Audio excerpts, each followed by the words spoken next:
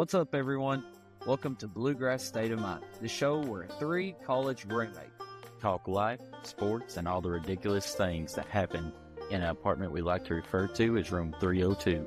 We're bringing you stories, hot takes, and the kind of late-night debates that probably should have stayed in the group chat. So grab your headphones, sit back, and get ready for a wild ride through our past college life, sports, and everything in between. Let's get into it. This is Bluegrass State of Mind. What's up, guys? Welcome back to another episode of Bluegrass State of Mind. We are excited to be here with you all. Pumped, got another Kentucky win. For the ones out there listening, you're going to hear a new voice on here tonight with us. If you're watching on YouTube or on the Spotify, then you can see a familiar face to most of you all. Mr. Trey Eisenberg, welcome to the channel. Appreciate you coming in.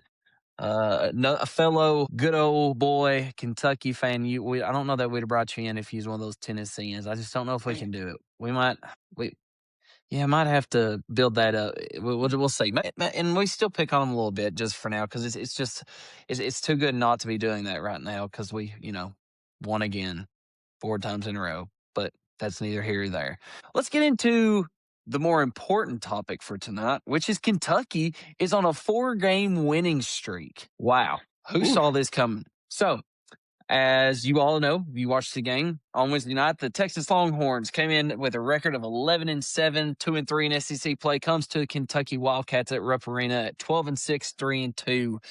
And for the most part, I would say that, this was a game that a lot of people was kind of iffy about because it's one of those games you come off of a huge win at Tennessee, unexpected, and this could be one of those trap games. Texas scores a lot. They've beat Vanderbilt, who was unbeaten at the time when they beat them. They've also beat Alabama at Alabama. So Texas is no easy team that can just come in and you can just play decent. I mean, you had to play good. I missed the first half. I was at church. It's killing me on these Wednesday nights games.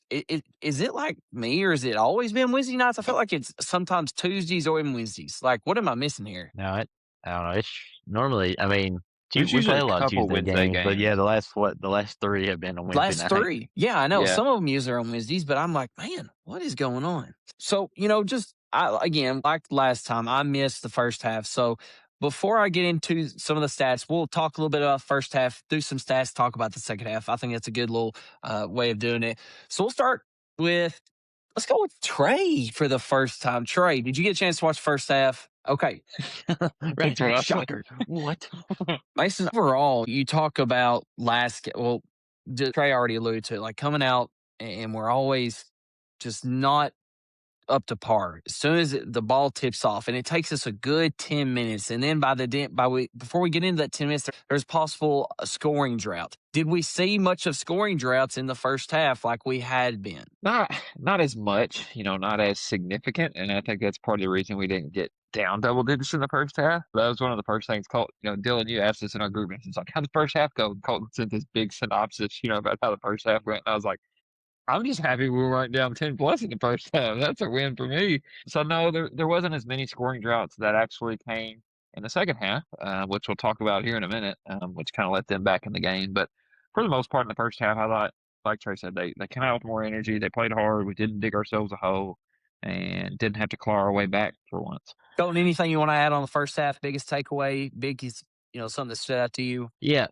Aberdeen and Oway are continuing to kind of ball out right now, and that's really my biggest takeaway is that I think we've got a really good 2-man show going on with those two, and they're learning how to get the ball to them. So maybe with those two being like that, they can keep us from having those longer droughts. Like one of those two can keep us from doing that right now with the way that they're playing, and so that makes a big difference.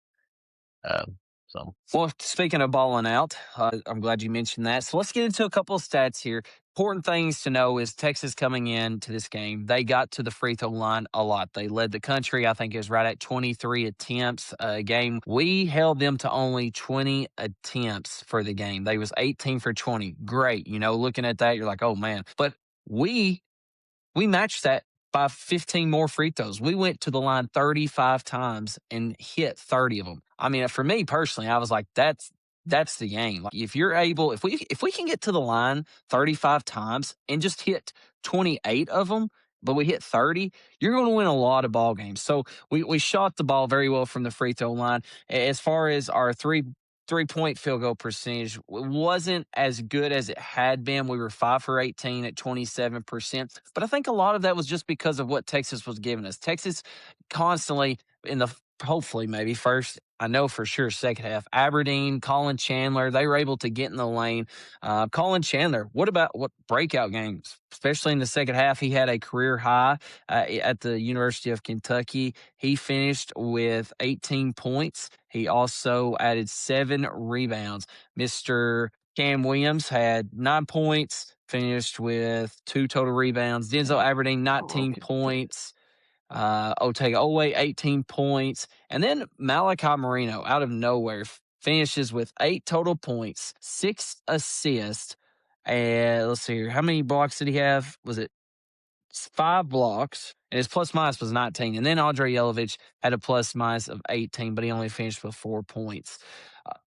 So second half, we're going into the half much better than what we had been used to. I'm sure. I don't even know what do y'all think Mark Pope had to say at halftime. I mean, was it anything like his usual halftime speeches? He probably didn't know what to say. He's probably like, good job, guys. Keep it up. One thing I want to highlight, and Colton, I want you to talk a little bit about this, is to me, when I was watching the second half, there were so many times that this Kentucky team was finally showing their athleticism, their ability to stay on hard-nosed defense, keep them in front of them, and then at the very, very end, we would just have maybe one lackadaisical step or turn our head, and it would turn into a layup. And I don't want to discredit Texas or ourselves on our defensive play because I thought it was great. Like we was able to play such good defense until that last 3 seconds of a shot clock. And to me, it's just like you got to finish the play. Is that something you were seeing as well? And I mean, that's credit to Kentucky. I feel like they're finally starting to click on the defense end as well. That's something we've been good at all year, but it's really getting to an elite level for me. I think. Yeah, I mean, I think the one thing that has impressed me, one of the things that's impressed me most over the last 5 to 6 games, anyhow, is that I think that we finally realized that the way that we have to play if we're going to compete in any games, and that's that you have to use the athleticism. One, Owe and Aberdeen have to be attack mode. We can't settle, and then we have to use our athleticism to play really good defense to create the transition because we are not a good half court team. We're just not a good half court offensive team. We don't sit there, especially now without a true point guard with Jalen Lowe being out. So I think they've come together to be if we're going to win these games, if we're going to create offense, it has to be from the defensive end.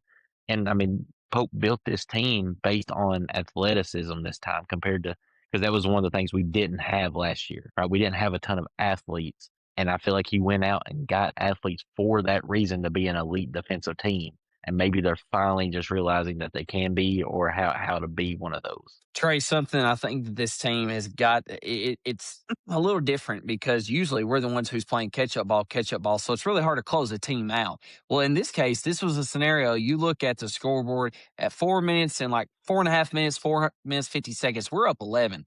And at this point, I'm like, okay, here we go. We're going to break the door. We're going to run away with it. This is where you just finish the game. And before you know it, you look ahead, and Texas has took the lead off a made 3-point to go up 1 with probably 3.5 minutes. I don't know if that's the exact time, but they came back. So was there anything that you were seeing during that time period that, kind of stands out to you that was okay, this is why it allowed for them to make that comeback and why we couldn't close it out? And it may be just because we've not been in that situation much this year. Yeah. And I think a lot of that too, Mason, is when you think, first of all, when you get in that stall ball mindset, that's when you lose the games. So I think that's a perfect, bringing that up. But to me also, Mason, it felt like we was making a lot of silly mistakes. When I look back and we had 2 or 3 turnovers in that span. I know Yelovich had one, Colin Chandler had one, and Aberdeen had one. And at all 3 turnovers, the ball was being passed back up towards the front court or up towards the back court, up towards the free throw line, past the 3-point line. It was never an aggressive turnover going towards the basket, which leads back to, I think, what Trey was saying, almost playing stall ball. So, You talk about the Denzel Aberdeen and Mason. This is where do you think like I don't want to it's one of those things like you love it sometimes, but then you also have to deal with the hate of it whenever Denzel Aberdeen is dribble, dribble, dribble. But one thing he is doing, Mason, you know this more than anybody, being a point guard, is the way he utilizes his body, keeps that contact on his back and keeps the dribble alive, and then creates I mean, towards the end was drawing a lot of fouls. So as much as it may be looked at as a bad thing, is it a good thing? What's your opinion on it? Take it with a grain of salt. I mean, I think it is a good thing, but he just has to know the right times when he's doing that, right? Like I feel like he does so well throughout points in the game, like Trey was saying. Like he was doing really well coming off screens, like you said, Dylan, using his body, being able to keep the defender behind him, just pause for a half second, get that defender back on his heels, and then he kind of explodes again, gets that separation, and then he can create or shoot his little floater or whatever he's going to do. But we get down to these last 4 or 5 minutes, and it's like he does that, and he's like, oh no, I'm gonna try to take 6, 7 more seconds off the shot clock, and he just keeps dribbling. And he had a couple turnovers when he did that. I I feel like this team is so reliant on, like, momentum. Like Colton said earlier, I think our great defense is our best offense, right? If we can get stops and we can get out in transition, not allow them to set up their defense, we may not even score in transition, but they're scrambling to get back. We can get in a set really quickly, get Oway or Aberdeen getting downhill. It creates open looks for people. And, like, the end of the game there, we went, what, 5.5 minutes or something without a field goal there in the last 7 minutes? And this team's just so reliant on keeping their confidence, right? Getting a stop and being able to build on that. And whenever we go through these droughts where we're not scoring, allows other teams to get out in transition. They're scoring. Then we're having to run our half court offense. Like we're just so reliant on the defensive end and being able to get stops right now that if we're going through stretches where we're missing shots and they're getting out in transition, then that just kills us. And that's when we start going through these droughts of 5, 6, 7 minutes without a field goal. And Pope has to do something because we keep seeing it. Luckily, we've been able to overcome it, but we're going to get against these teams later on here in SEC play that we're not going to be able to overcome. Well, speaking of needing to get some field goals up, we are losing one of those players that is capable of doing that. Let's get into that a little bit now. Mr. Cam Williams is going to be out for at least 4 to 6 weeks. They've been reported because of a broken foot. Colton, this just adds on to the long list that Mark Pope has had to dealt with the past 2 years. Starting last year, Andrew Carr missed games early February or early in the 2025 due to an injury. Kirk Krisa, our backup point guard, had to miss the entire season pretty much and in December because of a foot injury. Lamont Butler missed 7 games later half of the season of his shoulder, in and out. Jackson Robinson, he gets injured, missed some games. You look at this year now, Jaden Quainitz has only played in a couple of games most of the first part of the season. You have Jalen Lowe, who is out completely now, who was in and out early. So now we have Cam Williams to add on to this.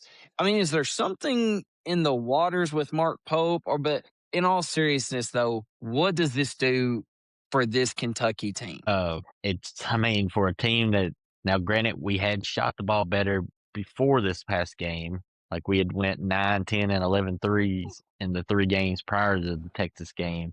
For a team that already is limited on shooters, it really limits the offense now, right? I feel like it just puts more of a load on Oway and Aberdeen. And what my fear is there is that I think where we have hit some threes in the last few games, it has actually took some pressure off of them where they can drive and they can kick out. And we've actually made a few threes between Chandler and Cam. And I mean, then Oway gets a few open shots, and like then they start falling. Well, then all of a sudden, if someone kind of makes sure that one of them's guarded, like my fear is that like Oway and Aberdeen's going to run into a lot more traffic into the paint, and like their games are going to start to force it because we've seen at times this year when Oway's forced it, when Aberdeen's forced it. When they start doing that, then that's not good offense for us. They dribble the ball out of the air, or they dribble the air out of the ball, and then they make an aggressive play that's forced. And that's what I think is going to be the biggest thing is that I think now you've lost another offensive player and a body. Like if I've told everyone this from the beginning, to me, if you want to name the 3 NBA bodies on this team, it's Moreno and Yelovich and Cam Williams. Like those 3 bodies are like the NBA type bodies that we have on this team. And you just lost one of them. So I just think for a team that's already struggled offensively at times this year, it could definitely come back to bite us. Trey, in your eyes, whether it be a person who's going to be coming in to fulfill that Cam Williams role, it could be a big man or it could be a point guard. It don't matter who in your eyes right now immediately comes to, your mind that has to step up. Like this, there's no if and buts about it. Like you've got to step up because we've lost him. There's either going to be more on your load or it might be somebody new that's going to be getting more minutes than they did. Is there anybody in particular that you're looking at thinking like, okay, it's your time. You got to step up here. Well, and it's something, it's kind of like what Colton said too. Some people that may be a thought that they have is like, well, Cam Williams, he's not scoring that much anyways. But I mean, one thing that tells me enough, if you look at the plus and minus, he's efficient. I mean, he was in the top 5. I don't know where he is at now, but for the longest time, that was before he was playing just a ton of minutes. I mean, he's very important for this team because when he's on the court, we do better. So Mason, is there anybody different that you're looking at that you think has to step up? And what is your outlook on it just moving forward? And then we'll get on to possibly some players that we might have to bring in. Yeah, I mean, as far as stepping up, I don't know because he's such a unique player that we have on our team. Like he's got the length to do it on both ends of the floor. Yelovich doesn't have the defensive capabilities to do what he does on the defensive end. He's got the shooting capability. He can put it on the floor. I think Chandler has that, but I don't know. He's kind of he's hard to replace at this point because, like Colton said, he's probably our best NBA body that's been playing significant minutes. Like just his length, his athleticism, the way he can play on both ends of the floor, kind of that 3-and-D guy. He's kind of that type of player that a lot of NBA teams really like to have, right? You have somebody who can create, but you got somebody out there who can knock down shots and they can go and guard somebody good on the other end. And I'll tell you, just kind of leading into the next segment, what really interests me right now is Braden Hawthorne. Listen, I know he's redshirting, and that's probably for a reason, but why? Like, why is he redshirting? I mean, I get it. Maybe you thought we were too deep, but at this point, like he's been practicing with the team the whole year. He was a top 30 recruit coming in. He's got to have some skill. I mean, he knows the chemistry. He knows the system. Burn the red shirt, put him in there. What can it hurt? I mean, is 1 year really going to affect him? I mean, because a top 30 recruit, he thinks he's going to the league. Is he really going to be here for 4 years? Especially in today's game? I highly doubt it. Do you agree with that? I mean, I don't know. My thought kind of goes to, I know he was kind of a late signing, like a guy we got, but like it also goes to we had like 12 or 13 deep, and this guy redshirted to the point that he doesn't think that he could be better than any of those guys. Like, I mean, so that just, I don't know if That's a good thought. I'm not. He's got to be talented, obviously. I would think to be that high of a recruit, but like, at what point do you see a freshman in today's time that feels like they can really contribute to a team decide to redshirt if it wasn't because of an injury or something like that? Like to me, I'm worried that he's just way behind on either physicality or something's got to be there because if he can't, especially given our offensive struggles, given our other things, like if he didn't think that they could play, like he could play out of the 12 or 13 ahead of him, like why do you redshirt? Like why do they Gotta be encourage better you than Trent redshirting? Noah. Well, Yeah. you would think, but like that's what I'm saying. Like you would think, but obviously, if he didn't think he was going to get above Noah, like why do you redshirt? I mean, He reminds me. I don't know if y'all watch much on him, but like body wise, like physicality, build wise, like he reminds me of Nate Ament. And I'm not saying he's as talented as Nate Ament, but I think like offensively he's pretty gifted. I don't know why the red shirt happened, like you said, Colton. Who knows? But at this point, what we got to lose? Well, we are looking into, so for the ones who don't know this and heard this, like what is this about? We are interested in going after a NBA G League player known as Dink Pate. Now, what is the G League? It's the minor league to the NBA. It's kind of where you go before you get into the NBA. I don't know all of the exact rules. I know you can't play in the NBA. I don't know if it is that you can play it, you can sign a two-way or not. There's a lot of information I don't know. I don't feel like we have to get into it. But just a little bit of information about this Dink Pate guy. He is only 19 years old. He is 6'8", 210 pounds, pretty much identical to Cam Williams. He has played for the NBA G League Ignite, Mexico City Captainets, and the Westchester Knicks. Currently, this season, he is averaging 19.1 points, 7.5 rebounds, and 3.6 assists. Now, I don't watch the NBA G League.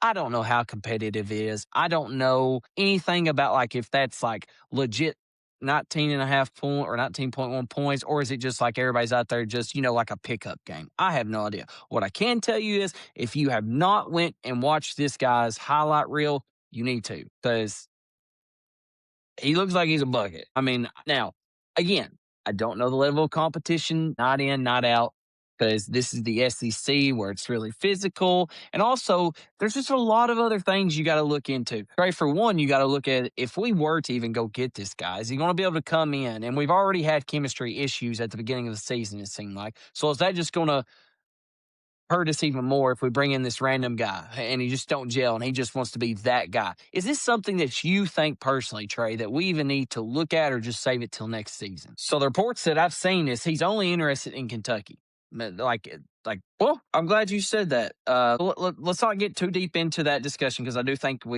let's get into our last little Kentucky bit. When you look at this team, Colton, right now, what is one thing that excites you most and maybe something that worries you? And let's kind of, we've got about maybe 8-9 minutes left for this segment. So something that excites you and worries you a little bit. One that excites me is the fact that I think they have figured out how to use Aberdeen and Oway together. Like Moreno catching the ball at the elbow and them rubbing off of Moreno and him handing it to him and them getting to be full, him kind of having a pick screen and them getting to be full steam downhill and create plays. I think that's where they get to maximize their athleticism. They get the ball in their hand where they can control a kick out, where they can control if they want to take the shot. So I'm big on the fact that what that excites me and the fact that I think that the SEC is really not that good overall. So I think the possibility of us still competing against every team is there. What worries me is I think the offensive part will catch up to us eventually. And the ceiling for this team is I do excited that they're still playing hard because they definitely could have folded given everything that's happened this season. And then those got down so much in those halves, but they haven't. And I still just think that the ceiling, not saying they can't make a run, because like we said, we've seen Cinderella stories make runs. It's just hard to watch. It's hard to watch a Kentucky team and sit there and be like, man, we're limited. We are. And so that worries because it's hard to not look at a team and be like, oh, yeah, at their best, they're a national championship. I don't know at our best we're a national championship. Maybe we make a run to a Sweet 16 or something at our best, but I don't think at our best we're even national championships. I'll go real quick and then I'll hand it over to you all, finish out before we move on. Trey, also make sure you are connected to the internet because it says 0% on yours and it says 99% on Colton and Mason. So if you're not, make sure you're connected to the internet. But if you are, you're good. We should do it after. But I think the one thing that excites me about this team is that I think it all goes back to the guard play. And again, our guards are finally stepping up. It seems like everybody, game in, game out, we have a different guard, if not the same guard, playing very well. One night it may be Aberdeen, always pretty consistent, Colin Chandler. You got in today's modern basketball, it always starts with and ends with guard play. So that's it. That excites me is that I feel like our guards are finally starting to play really good, high quality basketball. And the one thing that worries me with this team is just the health in general. Losing Cam Williams, Jaden Quainitz is a question. You have right now Colin Chandler is like, can we stay healthy enough to reach whatever our ceiling is? That's the biggest worry for me because unfortunately we've not been healthy the past 2 years. And with any sports team there is, you got to be healthy. That's a big thing in sports. If you want to make a run and reach the ceiling, then you got to stay healthy. And unfortunately, you can't control that. Mason, what's one thing that excites you and one thing that worries you? Well, one thing that excites me is how much I feel like this team has found an identity finally, right? Like there's been so many opportunities that this team could have folded. And that excites me too, that this team just hasn't given up. We finally found an identity. Like you think back to after the Missouri game and the North Carolina games, like how loud the noise got with Big Blue Nation, right? And this team, they just kept grinding, they kept pushing. We got down big in several games, we clawed our way back. So that really excites me. Like this team's not giving up, they're not going anywhere. I feel like we finally found an identity on the defensive end of the floor, and that's what we're kind of buying into and really trying to win games that way. Also, what excites me is Malachi Moreno. Like, if we can get 2-3 more years out of him, I think he's going to be a stud. And I talked There ain't about it a no way little we're getting bit. 2, 3 more years. Why? Why you think Why? that? You think he's not league ready? So for me, when I look at maybe the reason why I would say that he might not go this year is just because it's such a heavy top draft class. Like it's a great draft He- class. But for you to tell, no, I'm not pointing you out, but for anybody to sit there and tell me that you don't think, I absolutely think he could be league ready. He's a 7-foot center who has great touch. He's like 70 something percent from his free throw. He plays pretty good defense. All he has, I mean, when you talk about potential, I feel like that's half the stuff that they even go off by now. They don't even look But at like what's going on now. They look at potential. So for me, yeah, I think he's for sure league ready or could like. I uh, mean, there's been a I'm ton more guys that's been drafted that I'm like, whoa, whoa, whoa. But like okay, they have the Boozer. I don't know if you've seen this, but not Cam Boozer, the other Boozer. They had him projected at like 18 or 19 in one of the drafts at one he point doesn't this even year, and I was like, start, does what he? in the world? No, that's what No. I was saying though. Like what? Here's But my thing though, real quick, and then I'll go to what worries me. Like I feel like Malachi Moreno, like yes, everything you said is true, but his build and his play style doesn't really fit an NBA big, right? He's not super athletic. Like, yes, he's big, but it's like not like he's going out there and dunking everything or blocking everything. I know he's had some blocks, but I just feel like he's going to have to develop like to be able to stretch the floor or something like that if he wants to really thrive at the next level. The one thing that worries me, like you said, Dylan, just our depth now, right? Because I mean, like we're just so limited, and I really don't know how long these guys are going to be able to keep up playing 30 minutes a game, the rest of the season and being able to play that hard on the defensive end of the floor. I feel like that's really going to catch up to us.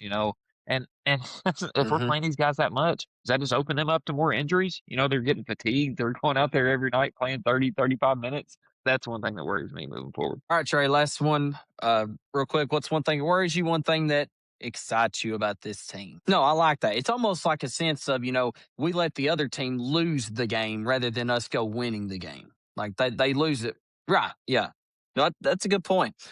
All right, well, that completes our Kentucky segment. Let's get into the next segment. If anybody is living in the South right now, you are well aware of the craziness that snow is about to bring. I mean, you talk about people going crazy, the weathermen, you name it. Everybody and their mama knows that there's about to be a blizzard come, or at least that better be. So for this segment, we're going to do a little snow trivia. So that's going to be a little breakdown. So we're going to go. You are going to collect this as a team real quick. I got some questions for you all. Your first question is, what is the large, and you cannot Google it, cannot look down at your phones. What is the largest single snowfall ever recorded in Kentucky in inches? 32. I'll let you That's my all I'll first. let you all gather your thoughts and go with Let's one, or let's y'all can in Kentucky. What? state of Kentucky. Just The largest single snowfall ever recorded in inches. And for those listening, just you need to single be answering this as well. See how close you can snowfall. go. I, I'm I about to think get a it's in little the time limit 30s. Yeah. going. All right, let's go 30. Let's go 30. Okay. It 30, is 30 foot's a 21 and a lot. half inches. You 21 and say a half 21? inches and shit.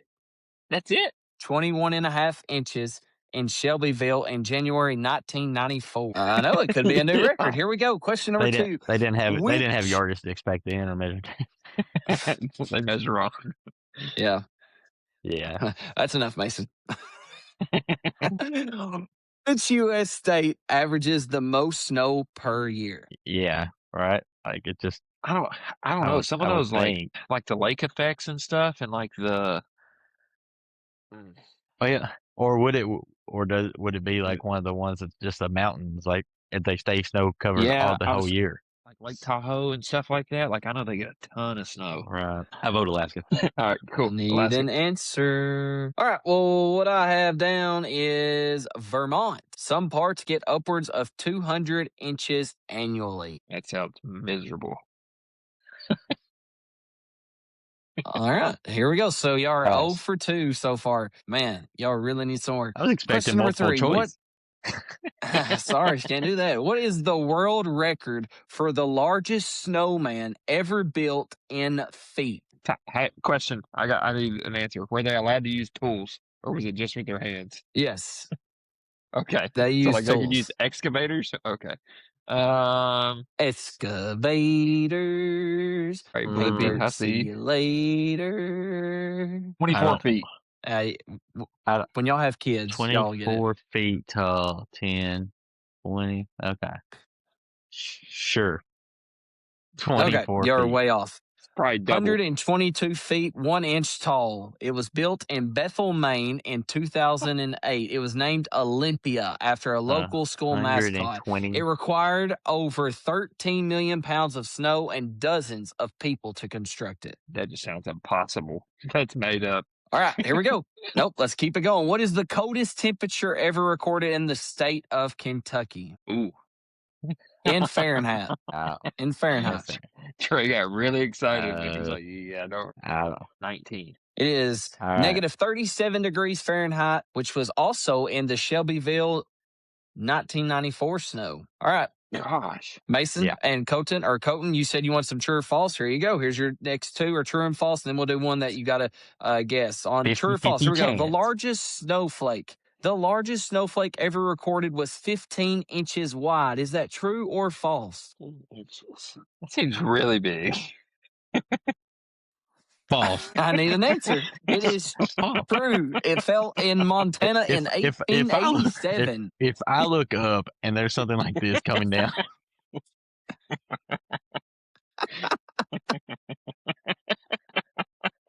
It could be like Chicken Little, like No. the sky's falling. yeah, no. I mean, there ain't no way. That's cloudy with a chance of It's the meatball type moon. thing. Like, All right, our next question, true Nah. or false? The heaviest snowfall in a 24-hour period in the U.S. was 76 inches. In 24-hour period, the heaviest snowfall was 76 inches. True Hold or on, false? let's think about this because I've seen something earlier that said that like 1 inch of rain is compared to 10 inches of snow. So what would that be? About 7 inches of rain? 7 inches of rain in 24 hours? Yeah, I think so. But he's so probably going to go it's- opposite here. The last it one should was be true. false, right? So it should be false, right? Because we're saying it's going to be higher than 76. Are we saying like we would get more than 7 inches? No, like, true or false? Like there's been the heaviest snowfall in a 24-hour period In a is 24 76 inches. Is it true or false? But that's Need an answer. what I'm saying. Like, hasn't there been a 24-hour period where we probably got like 10 inches of rain? False. Come say false. Yeah. True. False. Okay, it is true. It happened in Silver Lake, False. Colorado in 1921. All right, you all were False. terrible. Let's at least try to do False. better on this last one. This is one I'm looking forward to because I feel like people out there who are listening will love this. They need to get this. See if you all can get it. Try to be better than these three goons. They don't know what's going on. What are the 10 most bought items before a winter storm? Come on, let's knock these out. Milk, got it. Bread. Bread on the list. Sled. Whoa, go one at a time. Mason, what do you got? Water. Water, got it. That's 4. So you got number 1 was bread, number 2 was milk, number 4 is bottled water. That's the ones you got so far. Trey. 10 most bought items. It could be anything. Items, anything. Sled. Sled did not make the list. Boo. All right. Generator. Generator is number 9. Got it. Incorrect. What? I went to Walmart. did you Every just pull single out the person list? had alcohol in their car. This is bullcrap. Eggs. This is made up. Eggs. Eggs. Is That is egg- correct. Colton, you're on the fire. So you got 1 bread, 2 milk, 3 eggs, 4 bottled water. Then you jump down to 9. So you all need 5, 6, 7, 8, and 10. Shovel. No, I can't take it. The like a ice scraper. Ice scraper, I'll take it. Ice melt, rock salt, I'll give it to you. That was number 8. I said salt. So you need 5, 6, 7, 9, 5, 6, 7, and 10. Clothes, Mason, jacket. it's something anything? you need. No, Mason, it's something you need all the time. I mean, like you couldn't live without it. Zen. That's what That's a good one, but that's not it. You know, like Toilet toilet paper. That is absolutely correct. Oh, Mason could not live without toilet paper. That's true. But that is one. Man, yes, that is one. That's what I was alluding to. That was 5. All right, so we got 6, 7, and 10. Let me give you a little bit of help here. Number 10, I'll give you snacks, and it says just any type of snacks, like just different snacks. I don't like that one. Gasoline. So number Gasoline. 6 and 7. Wood. No, whenever there's an ice storm, what will that ice cause? Flashlight. There you go. Flashlights, batteries. Yeah. Flashlights and batteries. And number 6, let's be a little bit more specific. What type of food lasts longer? If you were to go on a canned foods, got it. All right, there you go. So number 1 was bread. Number 2 was milk. Number 3, eggs. 4, bottled water. 5 toilet paper, Mason's Best, 6 canned food, 7 batteries and flashlights, 8 rock salt, 9 generators, and 10 snacks and comfort foods. That was much better, fellas. Congratulations. You all done very well on that one. That concludes Snow our trivia. little snow trivia. All right, let's get into some Indiana Miami football. Wow, what a historic run. Indiana Hoosiers are your NCAA national champions, defeating the Miami Hurricanes of a score of 27-21 in the college football title game that was played this past Monday. Indiana finishes a remarkable, unbelievable season at 16-0, becoming the national champions and the first team to ever go 16-0 since Yale in 1894. This is Indiana's first ever national title in football, completing one of sports' greatest turnarounds. Fernando Mendoza, which is Indiana's Heisman quarterback, threw for 186 yards and had the defining, the most crucial play of the game, the 12-yard touchdown run on 4th and go with about 9 minutes and 18 seconds left to turn it into from what is a 3-point game to a 10-point game. You look at Kirk Signetti, a guy who came in and transformed the Indiana program, the underdogs, who is completely going to have his own movie one day. Without a doubt. I feel like it's the inevitable. We talked about previously. So let's talk a little bit about this. What did you like? And then also, I don't want us to forget, can Kentucky football be this one day? Can we be next? Colton, what's one of the things that you look at this game? Let's do a quick one on this one. What something quick about the game? Each one of you give me 1 point, and then let's talk about, can this be Kentucky? Yeah, look, the thing that impressed me the most about Indiana is, yes, Mendoza may go number one, but if you look at their roster, it's not full of a bunch of 4 or 5 stars, but they have a really good roster. It's just they were really good and coached very well at all positions. Like, they just did not have a weakness. I love the back shoulder throws that Mendoza makes. Like, I love it because I sit there and think, man, you make that throw to Devontae Adams, Puka Nakua, someone in the NFL, they're catching those, and that's the type of NFL throws. So I really like that about the team. And then what was you saying about the other aspect? We'll get to that What was you after wanting? I hear what they like about the game. Okay. Trey, what was something that stood out to you in this game? Anything. It could be either team, the coaches, whatever you want. Yeah, I love that. Mason. The thing that stood out to me is just Fernando Mendoza. I mean, dude, like, he may not be the greatest quarterback we've ever See his seen, but arm? It looked like he was in a wrestling match. that's what I was about to say. Like, he's a tough dude. Like, that shot he took in the first quarter, like, obviously Miami was just trying to hit him and get him rattled, and he didn't take none of it. He was just like, I'm here, I'm gonna keep doing my thing, and carried him to the national championship. Did you see where he's taking a something with Wall Street? He's taking a internship or something and not going to the NFL draft. NFL combine. Mendoza? Mason, have y'all seen that? I did not see that. No, I do see that. I do see that they put him on. Like, they always talk about his LinkedIn profile. Is that true? Is that true, Trey, or is that like something that was they? I hadn't seen that. I'm all right. Then somebody search it up while I'm talking about it because I'm like positive it was real. Like they said that he's taking an internship on Wall Street to do something instead of going to the combine. It could be something fake, but it was on something. But Mason, Colton, one of y'all please look that up so I don't sound like a complete idiot while I'm talking about this. So let's get into what we really want to get to, though. I can see neither one of you are looking it up. Appreciate y'all. Trey, Trey, can this beat Kentucky? There's a lot of national media going on right now, and they're talking about like who's the next Indiana. And you're seeing Kentucky pop up a lot. Do you think this is something that we can be? Now, maybe not national champion, but for sure playoffs and at least in contention. Benny Snell and them, yeah. Yeah, that was a parody account. It wasn't real. But I did read Got it. him. I did read Got him. it. Shut up, Colton. All right. Skipping Colton. Mason, Kentucky. Why is this realistic for Kentucky? It's more than just one reason. There's multiple reasons. But for you, what is the one reason that sticks out? Is it the coach? Is it that we should have the money? Is it that, it's a field that is even now based on NIL. Like, what's the biggest component that takes this Kentucky, the future Kentucky team, ability to get to where Indiana is at? Well, I think it's two things that kind of play hand in hand. I think first thing it's NIL. Nick Saban kind of talked about it a little bit the other day. I don't know if y'all saw his little clip, but talking about how like NIL has pretty much helped the Big Ten kind of overcome, being behind the SEC now. Because he was like, None of these guys from the South want to go up north unless you're paying them millions of dollars. But I think the other thing that kind of ties in with that is Will Stein and the type of offense that he likes to run. I think some of these guys, we can get some more electric players in here. We can get a high-powered offense. You can beat anybody. You got a high-powered offense. You can go put up 40, 50 points a game. You can go out there and beat anybody. So I think the first thing's NIL, that it just gives teams opportunities. Like Trey said, you look at Vanderbilt, and I know that Indiana didn't have a bunch of these key guys, but I think Stein's a good coach. And I think that's another thing with Indiana is like Signetti, he just runs a tight ship. He's a great coach.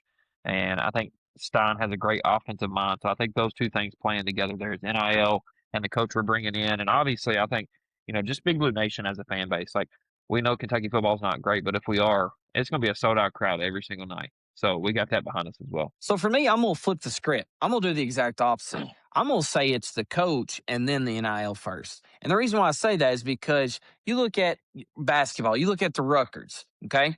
You had two guys who went there and played just because of the money, not because of the coach. You can get a couple of guys here and there. And I know basketball and football is completely different, but in any football team, you can get a couple guys, but in order for you to get a complete team, you're going to have guys coming in who has that coach, who also has the NIL as well. But I'm looking at the coach first, and I think it is Stein time, baby. Feed the studs. I think that he is going to be coming in. He's already came in hot. He's got guys who we would have never in our dreams thought about getting. I mean, you look at our O-line right now, the front five that we have. I mean, like, it is unbelievable, the guys that he's been able to just get here so soon. So I think it's absolutely both. I like how you said it works together there, Mason, but I'm going to put the coach above the NIL part just because I think you got to have that guy in order for them to want to come for the money as well.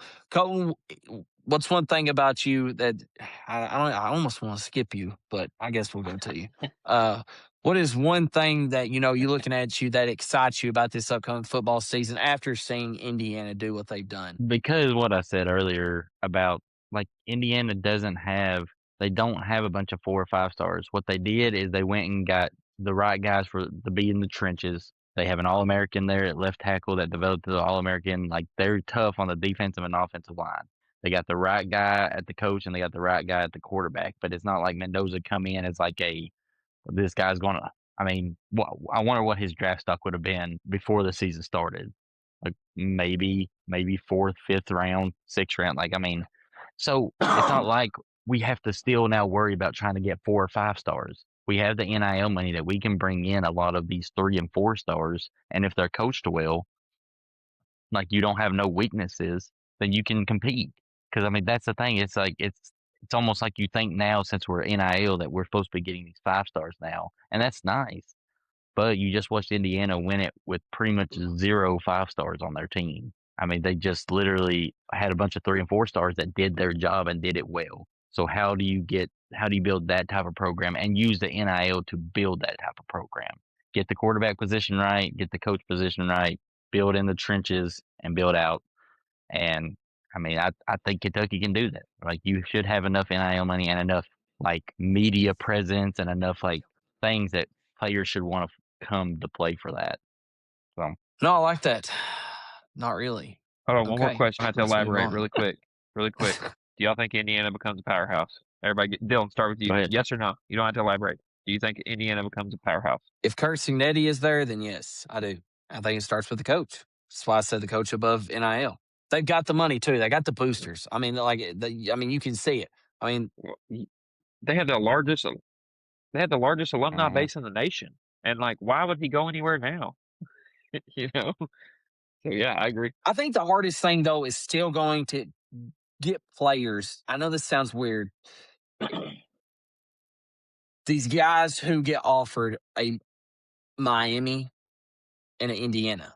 You're going to have some guys who are like, Indiana? Like, I ain't going to Indiana. Miami, I'm about to be vibing in Miami. In Miami, Like, that's kind of like what I feel like some guys are still they're going to look at that. I mean, do y'all agree with that? I mean, like, I feel like these teenagers, like, they're not going to look at it like, oh, I'm going to go for sure play for Kirk Cincinnati, the best coach in the country who's going to get me to where I need. Like, they're going to look at being in Miami, too.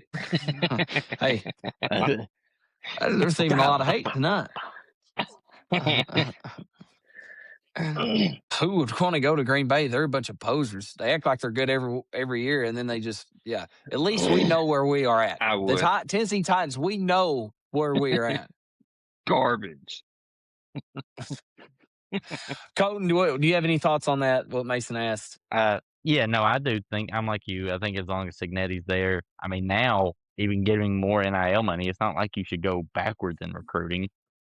Right now, you're known to probably go play for probably the best coach in college football. That was the Saban effect, right? He got a lot of players. It was the same way with Cal when he was here, right? Guys, they got a lot of recruits because they thought NBA. They see Signetti, if they sit there and think that he's going to be the top coach, like they're going to get some guys for that. And now you've got NIL money on top of it. I mean, you shouldn't go backwards, but like you got to get the quarterback position right. Mendoza was perfect for that position. I mean, he was perfect. Hey, they got fit another for Mendoza. for everything. Nah, he entered the portal. He signed with Georgia Tech. Oh, he did. I didn't know that. The moment the game ended, he entered transfer portal and signed like the next day. Give me my TCU. ring and I'm out. Oh yeah, TCU. So yeah, that's right. Hoover or something. All right, well, let's So, get into one of our last segments tonight. Yeah. This was something that Colton had sent in our group text. What is something that just really annoys you in the sports world?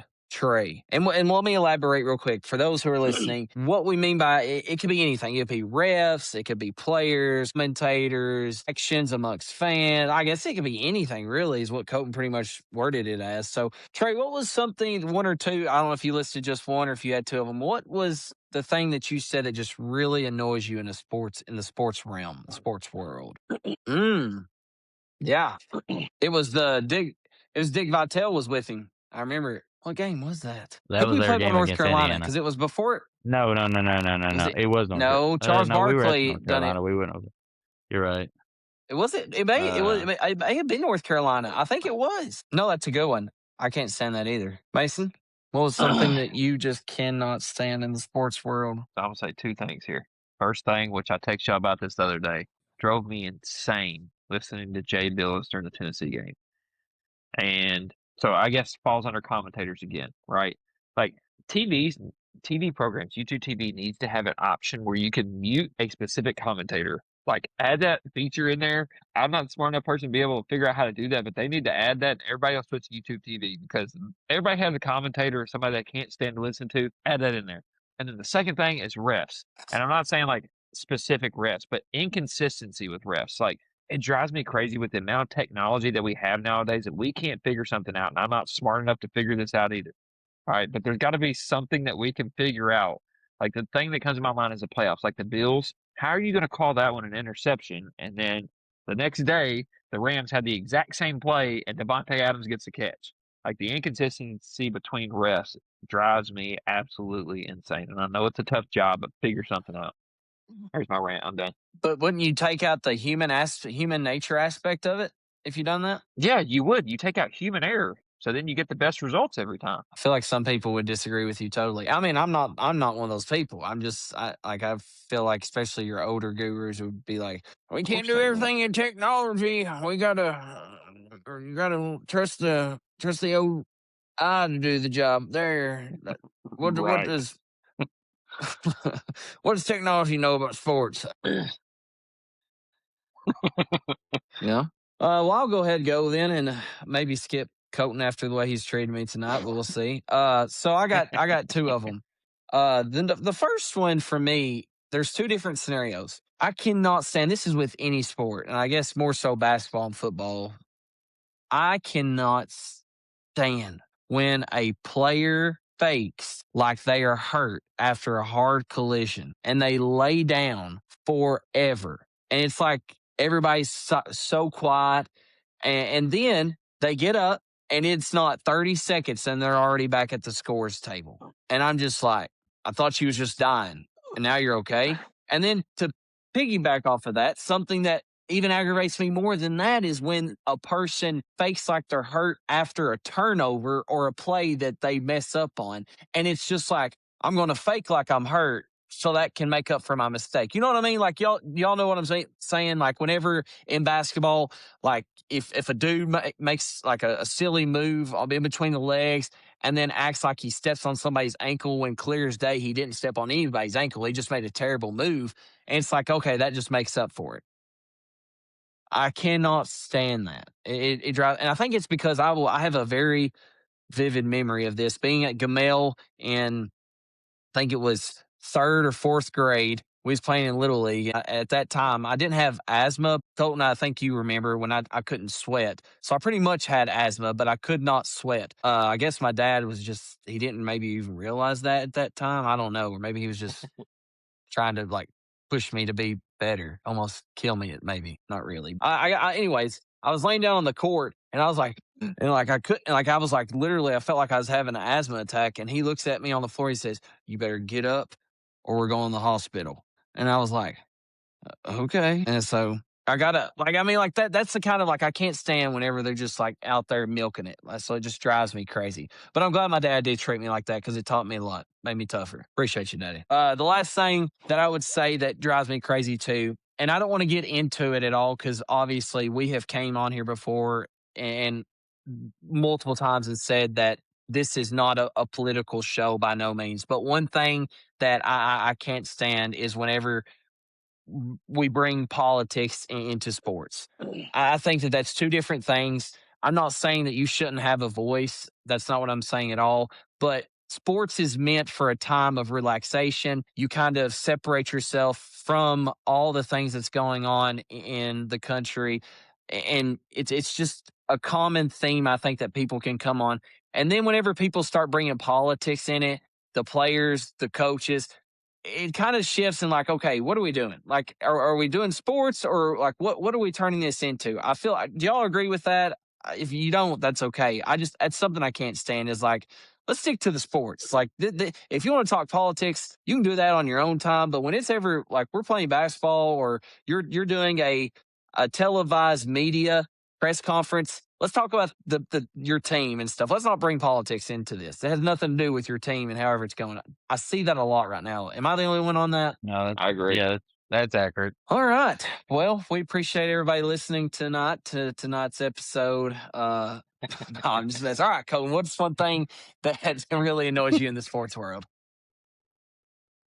You know, mine probably comes from the talk shows, whether it's, whether it's First Take or it's Get Up or I think what bothers me the most is that, like, say two teams, like, there's going to be two teams playing the Super Bowl. And the truth is, what they're going to do is probably talk about how one team failed at the end of the season, as if like, there's only one team that can win. But they'll come on there the next day and they'll talk about, like, they did Josh Allen the other day. Josh Allen has been unreal in the playoffs. Even if they hadn't beat Mahomes and them, it's not like it was because of him. And like he didn't have the best game the other day, but he still made really good plays. And like they were talking about it on one of the sports shows this week, and they were just like, did Josh Allen Oh, not they live were up to the hammering down on pressure? Like I'm Dan. like, right. Like I'm just like, man, I was like, this guy has literally been amazing in the playoffs. It doesn't mean that his team around him has been, but he himself has been. And like he lost to the number one seed on the road, and he like made an unreal throw to Brandon Cooks that would have,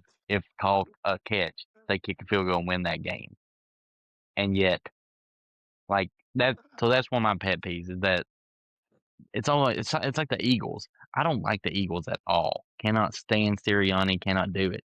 But the fact is, they've been winning, and like the moment that they lose a game, like it's about what's wrong in Philadelphia. Do they need to get rid of Sirianni? Like they just came off a Super Bowl. They went to a Super Bowl 2 years before that, and then I mean, a team that Uh-huh. wins one in the last 4 years and went to another one, but yet they're trying to get rid of him. So like I can't stand that. It's just like I know they're doing it because they got to find something to talk about, but I can't stand like that. They can't just be like, man, this team is really good, instead of talking about how the other team is terrible. But other than that, I mean that's one of my main one. And another one is I struggle with coaches, especially in the NFL, ones that have had like really like John Harbaugh, right? They got rid of John Harbaugh at Baltimore. And to me, like I get it. You're not winning a Super Bowl, but he had won a Super Bowl before, and it's almost like teams get so fixed on just being decent, and then they go and change a coach, and then they all of a sudden the next thing you know, they went from a guy that was there 10 years, and now they've got 5 coaches in the last 5 years, or 5 coaches in the last 7 years, and it's because they were upset with only going 12-4. They wanted to go they wanted to go 14-2, whatever it was. And so people just move on from, they don't give enough credit for like Yeah. continued success. That bothers me. Oh, it's unbelievable the turnover of NFL coaches this year. I think it's 10 right now is what Yeah. I've seen, maybe more. Like, it's crazy. I mean, I would love to have Vrabel Well, back. for the last bit tonight, yeah, I would too. Even though there was times that I couldn't stand his offensive calling, but Well, that's neither yeah, here or but I there. mean, what we But let's had, get into what yeah, I know. Well, we're running low on time here, so let's get to the last thing here, which is we're going to skip NFL, but let's get some Kentucky calls. We are going to be playing the Ole Miss Rebels tomorrow. Granted, a winter storm. The game has been pushed up to an 11 a.m. tip-off time now. But Easter, yeah. Trey, we're bringing in Ole Miss. Ole Miss is currently 11-8, 3-3 in conference play. We sit at 13-6, 4-2 in conference play. Who do you got? The Travis Perry light up. Okay. Mason, who you got? I got the Cats as well. I will say Travis Perry's been playing better here recently. He's had a couple good games here recently. But I'm gonna go Cats by 8. Who you got? I'm gonna say Chris Beard is a good coach, but I don't think the roster for Ole Miss is very good. Truth be told, I know Travis Perry has had some good games, but if he's one of your main guys or he's becoming one of your main guys, the roster overall is probably not the greatest. I'm gonna say Kentucky by 13. Shots everywhere tonight from Cody. I'm just saying. Go at it. I'm just gonna say Kentucky. I'm gonna say Kentucky by 13. So I'm gonna say like I like the 79-66 boldness. Cats. Cody is firing shots everywhere. I mean, it doesn't matter who you are, what you're wearing. You could be on the podcast, off the podcast. I mean, it's like wildfire. I don't know what's going on. Something is in that water he's drinking right now. All right, I'm going to give me the Cats. I don't even know what the over-under is, but I'm going to say Cats 81-70 by 11. Yeah, I think the Cats win 5 in a row, and we're just going to continue on and feed off the progress that we've been made before we get into the really tough part of our schedule. Trey, thanks for coming on tonight. Hopefully we can get you back on. Any last words for you on your first appearance on the Bluegrass State of Mind? Hey, we appreciate you just as much as you appreciate us. For the ones who are listening out there, we appreciate y'all tuning in. As always, go Cats. Go Cats. That's a wrap for this episode of Bluegrass State of Mind. If you enjoyed the show, make sure to hit that like button and subscribe so you never miss an episode. Also, be on the lookout for our social media pages and be sure to follow them. We've got plenty more stories, insights, and conversations coming your way. And if you really loved it, make sure to share it with a friend. From the hills to the hollers, thanks for tuning in. Until next time, keep that Kentucky spirit strong.